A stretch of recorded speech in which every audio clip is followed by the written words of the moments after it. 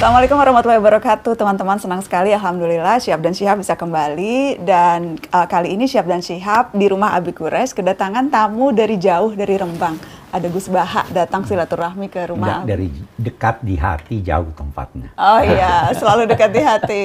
Assalamualaikum, apa kabar Gus? Assalamualaikum warahmatullahi wabarakatuh. Sehat-sehat?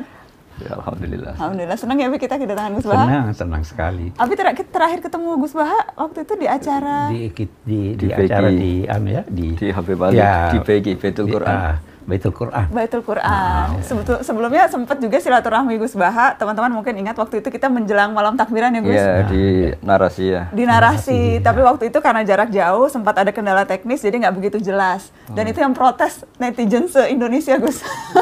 Tapi nggak protes saya tuh. Protesnya ke saya. Alhamdulillah. Kenapa ini Gus Baha itu soalnya waktunya katanya susah. Nah, terus waktu itu Nana ingat sempat bilang insya Allah kalau ada waktu mau silaturahmi langsung sama Gus Baha supaya kemudian teman-teman juga bisa dengar perbincangan dan alhamdulillah kesampaian hari ini. Alhamdulillah. So, makasih banyak ya Gus. Iya. Mau mengenalkan tadi sih saya udah kenalin tapi mungkin teman-teman juga kenal. Jadi yang sebelumnya saya ajak cucu-cucunya Abi yang kecil-kecil, yang sekarang Syihab dan Syihab saya mengajak cucu-cucunya Abi yang lebih senior-senior. Itu Izzat anaknya Mami Nana. Banyak yang suka nggak tahu gitu kalau ini Izzat anak saya, kemudian terus ada Fathi dan ada Nishrin, ini keponakan, dan yang ini ada Nihla, cucu-cucunya Habib Quraisy. Terima kasih ya udah nemenin Mami Nana. Ini terpaksa apa enggak kan? Enggak dong, seneng dong bisa ketemu sama Gus Baha, bisa ngobrol-ngobrol sama Gus Baha dan sama Abi. Banyak banget yang udah nitip pertanyaan untuk ditanya ke Abi dan ke Gus Baha. Tapi sebelum kita jawab pertanyaan dari netizen, mungkin mau kenal Gus Baha lebih jauh dan lebih dekat Gus. Walaupun sudah terkenal, tapi banyak yang juga masih penasaran gitu. Gus Baha kemana-mana sarungan, gaya nyantri gitu. Tapi di YouTube-nya selalu yang nonton ratusan ribu sampai jutaan gitu. Pokoknya bintang YouTube. Kalau ustadznya YouTube tuh Gus Baha rame gitu. Gimana sih Gus Baha melihat dakwah sekarang gitu lewat cara YouTube, lewat cara-cara seperti sekarang nih Syihab dan Syihab. Ini kan cara dakwah yang berbeda yang kita maksudkan supaya lebih dekat, lebih nyampe ke masyarakat Gus. Ini saya menjawab tapi tidak harus jadi model ya, karena tradisi kita apalagi Pak Quraisy asalnya ada kaidah ya, laisa li alimin ayyuqal tidak aliman akhor. Jadi antar orang alim itu tidak perlu saling ikut. Ini saya cerita sedikit. Sebenarnya mulai kecil karena bapak saya, mbah-mbah saya itu terkenal wali. Jadi cita-cita saya itu ingin jadi wali. Artinya wali itu orang yang dekat Allah. Nah, di antara kedekatan mereka kepada Allah, di antaranya adalah cara melihat Allah itu begitu jelas. Misalnya ketika Nabi Ibrahim disuruh Allah supaya menyampaikan kewajiban haji, wa'adzin finnasi bil haji ya'tu karijalan itu. Saya bisa apa? Suara saya terbatas ya Allah. Terus kata Allah, sudah sampaikan saja, nanti saya yang menyampaikan, kata Allah. Orang seluruh dunia dengar yang ditakdir haji bisa haji. Karena ketika saya melihat kenabian itu harus dimaklumatkan. Dan dalam hadis qudsi Allah ngendikan kuntu kanzan makhfiyan fa'aradtu an u'rafa fa khalaqtul khalqa liya'rifuni. Jadi kata Allah, saya ini sebenarnya tidak butuh makhluk, cuma harus orang kenal saya. Yang saya menciptakan masa mereka tidak kenal saya gitu. Maka saya menciptakan makhluk untuk kenal saya. Jadi komitmen hati saya itu hanya ingin mengenalkan ajaran Allah ini indah, ajaran Allah ini solusi. Saya tidak pernah kepikiran kalau itu jadi viral atau jadi terkenal. Sampai sekarang pun saya tidak tahu kalau itu terkenal. Saya tidak punya WA juga nggak mau dengar. Nggak punya WA Gus? Nggak punya sampai sekarang, nggak punya, hanya lewat adik itu. Akhirnya ketika dengar katanya saya terkenal, banyak yang ngaji itu, terus ingat cerita Nabi Ibrahim tadi Pak Quraisy, bahwa Allah lah yang menyampaikan itu. Iya. Sehingga nggak perlu jadi beban saya harus parlente atau harus gaya, harus apalah. Ya saya tetap biasa seperti ini. Karena ini pakaian yang saya kenal, saya merasa nyaman. Syukur-syukur ini mewakili bilisani kaumi karena saya orang Indonesia. Bisa lagi itu jadi sudah lengkap. Nah yang jelas itulah kira-kira. Jadi keinginan saya menerangkan hukumnya Allah itu tidak saya ingin dikenal, tapi supaya hukum Allah itu dikenali, difahami. Contoh yang paling mudah banyaklah dosen-dosen Jogja ngaji saya itu termasuk UGM. Kemarin UGM juga ngaji saya sebelum narasi ya. Itu saya mungkin barokahnya baca banyak ya. Mungkin Pak Quraisy lebih tahu, saya baca banyak. Saya menghidupkan ilmu-ilmu Al-Quran yang mungkin orang lain sudah nganggap itu tidak penting. Yaitu tadi, bahwa kebenaran itu dimulai dari diperkenalkan. Yuzhirahu ala dini kulli. Jadi orang tahu kalau itu bidan ya karena ada tulisan ini bidan, ini dokter gigi, ini toko apa ya, onderdil, toko TV. Kenapa kita tidak memperkenalkan Allah? Padahal Allah ini zat paling penting. Makanya banyak ulama mengartikan illa liya'budun illa liya'rifuni. Sebab mereka kenal kami, kenal Allah. Sehingga saya nyaman saja ketika terkenal apa tidak terkenal, ketika saya sudah memaklumatkan ilmunya Allah, sudah menghilangkan dosa kitmanul ilmi, ya sudah saya nyaman. Sehingga saya dengan tanda kutip nggak mau lagi dengar apa orang nerima apa enggak, cocok apa enggak, karena terus jadi lucu saja kalau di dunia wali kedikte makhluk. Karena tadi cita-cita saya ingin jadi wali, entah sudah kesampaian tanda. Jadi terbiasa nggak boleh didikte makhluk. Kalau Allah merintahkan nerangkan ya nerangkan saja, nggak usah tersiksa reaksi publik kayak apa. Tapi keinginan itu berarti dari kecil, karena memang karena tradisinya seperti itu. Tradisinya kan kalau ngaji, mungkin Pak Kures lebih tahu, kitmanul ilmi itu dosa, menyembunyikan ilmu itu dosa. Kalau ada ilmu harus diajarkan. Sehingga ketika saya mondok di Sarang, sudah banyak satu kelas saya yang kalau ketemu saya itu cium tangan, tak tanya kenapa. Ya karena saya ngaji jenengan. Karena perasaannya santri gitu kalau selalu. Perasaannya gitu. Tapi sebetulnya berangkatnya dari kewajiban itu. Ketika Kiai Hamid Pasuruan terkenal wali, Pak Kures tahu banyak Kiai Hamid Pasuruan. Itu kan sepupu sama mbah saya. Itu ketika beliau terkenal, banyak yang sowan, banyak yang menghormati. Beliau itu menangis. Ketika ditanya sama Bapak, kenapa engkau menangis? Saya ini soleh itu untuk diri saya sendiri. Saya sering jamaah, sering melakukan kebaikan untuk diri saya sendiri. Tapi kenapa mereka menghormati saya? Jangan-jangan ini mendikte saya untuk sudah dari ingat Allah betul, sekarang harus ingat makhluk itu. Tapi kembali lagi mereka umatnya Rasulullah SAW yang harus dibina, yang harus didekatin. Sehingga mereka ya nyaman lagi atas perintah Allah itu. Ya kira-kira gitulah, setidaknya pas saya baik, pas Bikol bin Salim itu cara berpikir saya seperti itu. Tapi ya saya manusia mungkin kadang-kadang kebawa euforia atau tertekan atau nervous. Tapi itu bawaan manusia. Kalau secara ilmu saya seperti itu, nggak lebih, nggak kurang. Ya saya kira demikian. Ya, ada dua tadi ingin komentari ini. Yang pertama, jangan beranggapan bahwa wali, kita biasa dengar ya wali, itu syaratnya harus ada kekeramatannya. Kekeramatan itu artinya ilmu. Ya kan, waktu Adam diciptakan itu diberi ilmu, malaikat sujud karena dia punya ilmu. Karena itu kata Imam Ghazali, illam yakunil alim wal wali falastu adri manil wali. Kalau bukan orang alim itu yang dinamai wali, saya tidak tahu lagi siapa wali. Nah, sekarang banyak orang tuh hubung-hubungkan ada keramatnya ini. Itu ada, tapi bukan itu syaratnya. Syaratnya itu ilmu, diamalkan, dan tadi yang kedua, wa ma 'alaika illal balagh. Tugasmu hanya menyampaikan. Nah, penyampaian yang menjadikan orang simpati, yang menjadikan orang hormat, yang menggambarkan sifat-sifat Tuhan, sifat al-jamal, sifat keindahannya, sifat kebaikannya. Jangan tonjolkan sifat-sifat Tuhan yang keras, yang keras. Madhahirul jalal. Ya, jangan sifatul jalal ya, tapi sifatul kamal wa sifatul jamal. Nah, ini yang sebenarnya yang dipraktekkan Pak Gus Baha ini. Jadi tidak peduli orang la yakhafuna laumata laim, ya kan? Tidak khawatir dicela orang dan tidak peduli dipuji orang. Kalau dipuji, alhamdulillah. Kalau dicela, alhamdulillah. Itulah resiko daripada dai balik, ya kan begitu ya Gus? Iya kita. Gitu. Dan itu semua itu kalau orang mau meniru, caranya seperti apa ya Gus Abi? Karena kan banyak kemudian ya bahwa kemudian dipuji, banyak orang yang kemudian ingin anak-anaknya wah bisa seperti Abi, bisa seperti Gus Baha gitu, tetap tawadu, berilmu tapi tidak menonjolkan keilmuan, menyampaikan sesuatu dengan indah, tidak keras begitu. Itu sesuatu yang memang karena didikan orang tuakah, atau itu sesuatu yang bisa kita usahakan sendiri juga, karena bagaimana menirunya? Gus. Monggo. Minimal supaya ini Kalau keponakan-keponakan, anak cucu-cucunya Abi Abi. kan begini, itu pertama dari rumah dididik, di pesantren kita dididik begitu. Pesantren mendidik. Iya, pesantren. Abi selalu bilang begini, saya selalu bilang Gus Bahar, saya belasan tahun di Kairo. Saya hanya sekitar 2 tahun di pesantren. Tapi yang pertama, hubungan saya dengan guru saya itu sampai sekarang masih ada. Perlu dikasih tahu gurunya siapa? Habib Abdul Habib Qadir Abdul Qadir Bil Faqih Malang. Habib Darul Abdul Hadis. Qadir itu kalau Abi ada sesuatu yang ini, Abi mimpi dia.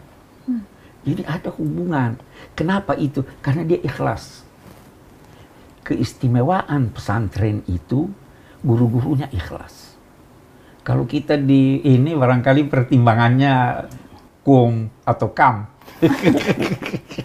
Iya kan? Itu jadi dan di rumah itu dari pendidikan, keikhlasan mengajar, keikhlasan ikut, hormat. Apa yang Abi ingat di pesantren 2 tahun Abi di pesantren, tapi mengingatnya bahkan lebih dari belasan tahun Abi di Kairo? Iya, yang paling Abi rasakan itu keikhlasannya. Menegur tanpa marah. Ya toh, mengajar tanpa pamrih. Ya itu yang paling jelas itu. Apa Gus keistimewaan pesantren, santri, orang yang nyantri itu keikhlasan tadi dan apa yang berbeda begitu, yang betul-betul digembleng santri-santri kita? Jadi apa ya? Jadi ada adzauqus salim, ya, rasa yang masih orisinil. Jadi cerita-cerita wali itu unik-unik, Mbak Najwa. Jadi misalnya ada seorang wali makan 1 piring terus beliau kenyang. Melihat istrinya makan 1 piring ya kenyang. Terus beliau bilang, wah kalau untuk kenyang, untuk bertahan hidup hanya 1 piring, kenapa saya harus korupsi, kenapa saya harus rakus. Terus ketika dia tidur, meskipun punya kamar 5 ya tidur di 1 kamar. Ketika punya beras 1 pintal ya makan 1 piring. Kenapa saya harus punya berlebih kamar toh? Saya tidur ya di 1 kamar cukup. Jadi melihat kehidupan yang normal tapi menjadi hal yang luar biasa. Bapak itu kalau ngajarin saya misalnya ada orang di pasar itu nerima transaksi 5.000, 10.000 sudah bilang alhamdulillah. Terus saya ini malu, saya sering punya uang jutaan, tidak mesti bisa bilang alhamdulillah. Ini orang awam, orang kebanyakan semudah itu syukur. Jadi sebetulnya didikan kita ini nganggep yang pokok itu ya pokok, yang sekunder. Sehingga dari tradisi pokok ini apa saja kayak berlebih. Saya sampai sekarang sering bilang ke istri saya, ke anak-anak, andai kan saya punya uang hanya 1 juta itu sudah kaya raya. Karena bayangkan hidup itu hanya sehari. Karena katamu tuhutan, kamu bisa aja mati besok itu. Jadi ya sudah gitu, itu tradisi keluarga kita, tradisi. Sehingga hidup itu nyaman saja. Ya jadi nggak wayulhihimul amal, tidak alhaakumut takatsur ya, karena melihat hidup itu ya sederhana. Jadi misalnya saya ketemu Pak Gores ya ini ketemu orang sepuh, sowan orang alim, tidak muluk-muluk terus apa efek dari itu misalnya terkenal dia apa itu tidak ngefek, karena ya hukumnya Allah dengan saya ketika berhadapan orang sepuh ya harus takzim, harus hormat. Sudah ada lebih dari itu, sehingga nyaman karena nggak kebawa angen-angen itu. Terus banyak akses, banyak koneksi ribet, bisa wayulhihimul amal, bisa dilenakan oleh banyak angen-angen. Yang seperti Abi bilang itu, Abi yang bersyukur itu ketika menerima sesuatu dirasa banyak, tapi ketika memberi sesuatu selalu merasa itu sedikit. Ya. Nah, masih ingat itu arti syukur. Jadi masyhur itu maqalla wa kafa khairun mimma katsura wa alha. Jadi sedikit tapi cukup, lebih baik banyak tapi wa alhama. Jadi kan kita lupa karena diri. memang sebenarnya kebutuhan kita tidak banyak. Kebutuhan kita tidak banyak. Itu ada orang pernah merasa sedih kehilangan jabatan. Dia dipanggil. Coba lihat banyaknya orang nggak punya jabatan masih ketawa. Ketawa ya betul. Ya kan? Coba lihat banyaknya orang yang miskin masih hidup bahagia. Penyebabnya kamu sedih itu dirimu. Coba lihat setelah beberapa lama kamu kembali normal. Iya. Jadi kita Itu sebenarnya. Nah, hal-hal yang begini yang diajar di pesantren. Boleh jadi itu tidak diajar di universitas. Ya. Nah, itu sebabnya kalau dalam agama akal harus diasah, tapi hati juga harus diasah. Letakkan sedikit rasa di akalmu supaya dia lurus. Letakkan juga sedikit akal di perasaanmu supaya dia di pesantren itu. Saya nggak tahu sekarang, ya toh. Tapi yang saya alami begitu. Jadi dididik dengan akal, terus hati diasah. Ada wirid, ada ini itu kan sebenarnya untuk mengasah hati. Amalan-amalan yang dilakukan. Kita ini manusia jiwa dan raga, akal dan rasa harus menyatu semuanya. Jangan ini. Jangan salah satu dominan. Kalau lagi jatuh cinta tuh biasanya karena banyak remaja, jatuh cinta yang dominan biasanya rasa, akal nggak apa-apa itu ya? Nggak apa-apa, tapi akal itu, rasa itu bisa mengalahkan akal. Buktinya orang yang cinta biasa hilang akalnya, dikalahkan oleh rasanya. Tetapi akal tidak bisa menciptakan iman, tidak bisa menciptakan cinta. Akal. Nah, jadi kita gabung. Akal dan rasa. Iya kan? Iya. Akal tidak bisa menciptakan cinta. Nggak bisa ya? Iya. Bisa membenarkan cinta. Membenarkan. Tapi diciptakan oleh rasa. Diciptakan Ini bisa satu episode soal cinta. Menurut Abi dan Gus Baha. Ya kan? Itu asa, itu rasa. Pemain bola kan itu akal dan rasa ya. Iya, kakinya itu merasa. Tapi dia berpikir, ada taktik, ada ini segala. Nah, itu gabungan. Ini soalnya jago bola ini. Oh iya. Dia pernah ke Inggris untuk latihan bola. Ya. Idolanya siapa? Bintang idolanya? Aku fans Chelsea, Habib. Oh, Chelsea. Tapi kata tetangga-tetangga saya itu hebat itu Indonesia, nggak pernah dikalahkan Brazil. Jadi tim-tim besar pernah semua dikalahkan Brazil. Kalau Indonesia enggak pernah. Karena nggak pernah main Brazil. Gus Baha ngikut bola? Ya seneng dengerin orang yang seneng aja. Kalau saya sedang nonton. Tapi Gus Baha hobinya apa jadi? Hobi seneng yang jelas. Senang. Apa Jadi yang bapak saya itu dulu ngajarin seneng itu sederhana. Kalau ada orang awam tadi ceria di warung, padahal mereka banyak masalah. Kadang sampai saking penghormatannya bapak pada orang seneng itu kalau manggil santri, sandang guyon atau apa, nggak jadi. Kata beliau, orang-orang miskin seneng itu mewah, nggak usah diganggu. Kalau ada kiainya kan sungkan. Sampai sekarang saya keterusan, kalau santri sedang guyon gitu, saya mau lewat nggak jadi. Takut kalau ada kiainya langsung dimu. Jadi sengaja ya? Ya karena nggak mau merusak kebahagiaan. Tapi ngeliat Gus Baha pasti seneng lah. Masa ngeliat Gus Baha terus nggak jadi ketawa? Nggak kan sungkan itu. Sungkan ya? Iya, ada orang yang sungkan gitu. Makanya guyonan paling saya kenang di pondok itu, di pondoknya Mbah Maimun itu. Gus kalau soleh jangan soleh-soleh banget. Kenapa? Nanti saya surga dengan Mbah Mun. Nggak enak sungkan. Kita nanti tetap bertemanan aja, sekelas kita aja, ngopi-ngopi bareng gitu. Surganya yang level lebih bawah Iya, dikit lebih lah, bawah. supaya Nanti kalau supaya kangen nggak Mbah tegang. Mun soan nih, tapi jangan setingkat kata. Jadi itu pesantren. Jadi guyon yang ringan, ilmiah tapi bikin ceria. Jadi itu kan kayak zaman sahabat ada Nuaiman, di khazanah kita ada Abu Nuwas ya, atau Abu Nawas. Itu ceria. Jadi ringan tapi mendidik. Jadi di antara kenangan saya di pesantren itu kalau antri di kamar kecil itu, yang paling dihormati di pondok itu kan dua, Gus sama Kiai. Tapi Gus itu anaknya Kiai. Sehingga kalau antri itu ditanya, dok, nggak usah ditunggu, saya Gus. Maksudnya supaya nggak didok karena antri. Terus kata yang dok, samalah Kiai. Untuk menteror itu. Jadi apa ya, suftoh kalau dalam bahasa habaib atau muzah itu ceria sekali. Nah ceria itu di kitab Ihya diterangkan Qutbuddin, al-istilzat bil mubahat itu Qutbuddin. Nanti pada akhirnya menikmati hal yang dibolehkan Allah itu punjeri agama, itu pokok beragama. Iya. Karena kita ini sudah capek.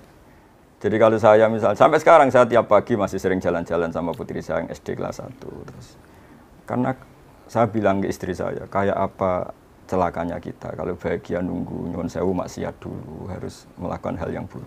Allah menyediakan sekian kesenangan dari hal-hal yang dibolehkan. Misalnya mencintai anak, cucu, mencintai teman. Dan itu guru-guru kita ngajari itu. Sehingga rata-rata kiai itu suka guyon, suka santai. Supaya mencukupkan diri, tidak perlu senang dengan hal-hal yang dilarang oleh Allah. Iya. Dan itu Karena itu di kalangan orang-orang tasawuf, orang-orang fikih yang paham, menyanyi itu anjuran. Iya. Ya karena itu menyenangkan kan. Ya itu Habib Soleh Tanggul itu, karena lagunya menggugah hati, kalimat-kalimatnya mencerahkan. Yang tidak boleh itu kalau nyanyiannya lenggak-lenggok yang tidak benar, liriknya salah, itu yang tidak boleh. Tapi kalau liriknya bagus, itu ya, hati itu menjadi senang kalau mata melihat yang indah, telinga mendengar yang indah. Dan itu melahirkan dorongan untuk bergeraknya fisik. ya, Kalau dengar lagu dangdut bagaimana? minimal jempol goyang. Iya, paling tidak tangannya begini. Pengaruh nyanyian suara ke ini. Nah, itu sebabnya dilarang bersuara keras. Jangan teriak-teriak. Inna angkaral aswati la sautul hamir. Jangan teriak-teriak. Nah, kita diajar tuh di pesantren. Bicara depan guru, jangan suaranya keras. Itu yang diajarkan kita. Ya toh? Dan itulah kemudian yang mempengaruhi Itu yang mempengaruhi. Apalagi kalau ustadznya, kiainya ikhlas. Itu aja. Kunci saya di sana. Iya, ikhlas. Ikhlas. Abi, kan sempat ada juga yang tanya ke Nana, waktu itu juga tanya ke Abi. Cucu-cucunya Abi kira-kira ada yang meneruskan jadi seperti Abi nggak jadi pendidik? Ini kan sekarang kan mereka belajarnya kan belum ada yang spesifik belajar agama. Abi, apalagi Nana kan juga enggak, Bi, Kaela juga enggak gitu, Ahmad, Caca, Hala gitu. Abi ada rasa kecewa nggak? Tidak. Walaupun kita nggak meneruskan. Walaupun. Abi prinsipnya mendidik itu mengembangkan bakat anak. Nana dulu waktu mau ke Amerika masih ini, pesannya Abi masih ingat apa? Masih. Apa? Salat nggak boleh ditinggal. Salat tidak boleh tinggal. Saya dulu dikritik orang, kenapa biarkan dia itu salat. Mendidik, kembangkan bakat. Saya selalu bilang, Jido bilang apa tentang pemain bola? Ini kan hobi bola. Gimana? Masih ingat? Muhammad Salah bagaimana? Jido bilang. Yeah. Saya selalu bilang begini, itu pemain bola Mesir. Yang dari Mesir. Dari Mesir, Muhammad Salah itu punya pengaruh luar biasa, bisa melebihi beberapa doktor, ilmuwan, bahkan kiai. Kayak Zainuddin dulu, Zidane. Iya. Yazid Zainuddin. Iya toh, jadi pandai dalam bidang apa saja. Tapi jangan lupa agama, yang paling penting jangan lupa sholat. Sholat itu kunci. Ya toh, Iya, itu yang kita di ini. Apalagi kalau baca wirid. Masih baca wirid?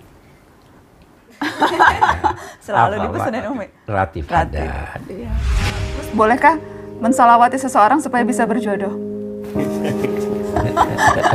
Kalau kita sudah berusaha mencari calon istri tapi belum berhasil, dapat putus, apakah tandanya kita harus pasrah, Gus?